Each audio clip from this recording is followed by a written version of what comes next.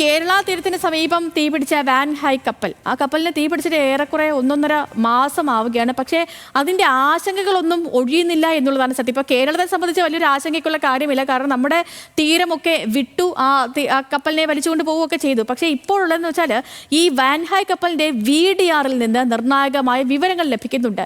ഡെക്കിൽ പടർന്ന തീ കെടുത്താൻ ശ്രമിക്കവേ പൊട്ടിത്തെറി ഉണ്ടായി എന്നാണ് സന്ദേശം. ചൈനീസ് ഭാഷയിലുള്ള ജീവനക്കാരുടെ സംഭാഷണങ്ങൾ തർജിമ ചെയ്യാനുള്ള ശ്രമം ആരംഭിച്ചിട്ടുണ്ട്.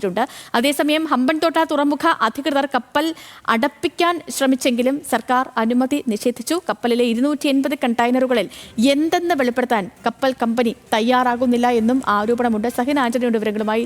സഹിൻ, നിർണായകമായ പല വിവരങ്ങളും പുറത്തു വരുന്നുണ്ട്. ഈ ഭാഷ ഡീകോഡ് ചെയ്തെടുക്കാനുള്ള ശ്രമങ്ങൾ അത് എങ്ങനെ പുരോഗമിക്കുന്നു? നിലവിൽ ആ കപ്പലിൽ ഇന്നലെയും അതിൽ നിന്ന് തീ ഉയരുന്നുണ്ടായിരുന്നു, പുക ഉയരുന്ന ദൃശ്യങ്ങളടക്കം പുറത്തു വന്നതുമാണ്. എന്താണ് പുതിയ അപ്ഡേറ്റ്?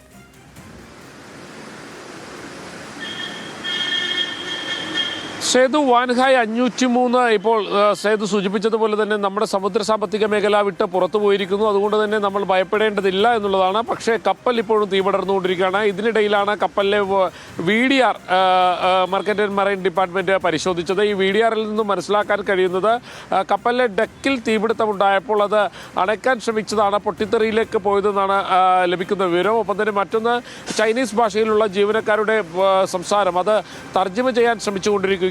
കൂടാതെ ഈ കപ്പൽ ഇപ്പോഴും കപ്പൽ അധികൃതർ കള്ളക്കളി തുടരുന്നു എന്നുള്ളതാണ്. അതായത് കപ്പലിലുള്ള 280ഓളം കണ്ടെയ്നറുകളുടെ വിവരങ്ങൾ ഇതുവരെ നൽകിയിട്ടില്ല. അതിൽ അമോണിയം നൈട്രേറ്റ് ആണോ എന്നുള്ളൊരു സംശയം ഇപ്പോഴും നിലനിൽക്കുകയാണ്.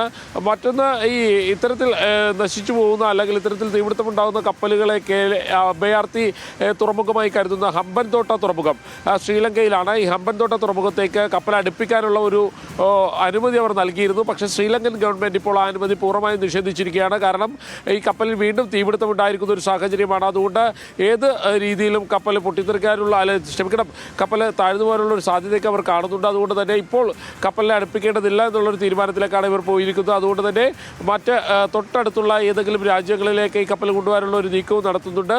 എന്തായാലും ഹമ്പൻതോട്ടയിലേക്ക് കപ്പൽ ഇപ്പോൾ അടുപ്പിക്കാൻ കഴിയില്ല എന്നാണ് മനസ്സിലാക്കാൻ കഴിയുന്നത്. സേതു. ഓക്കെ സഹിൻ ആന്റണിയാണ് വിവരങ്ങൾ നൽകിയത്.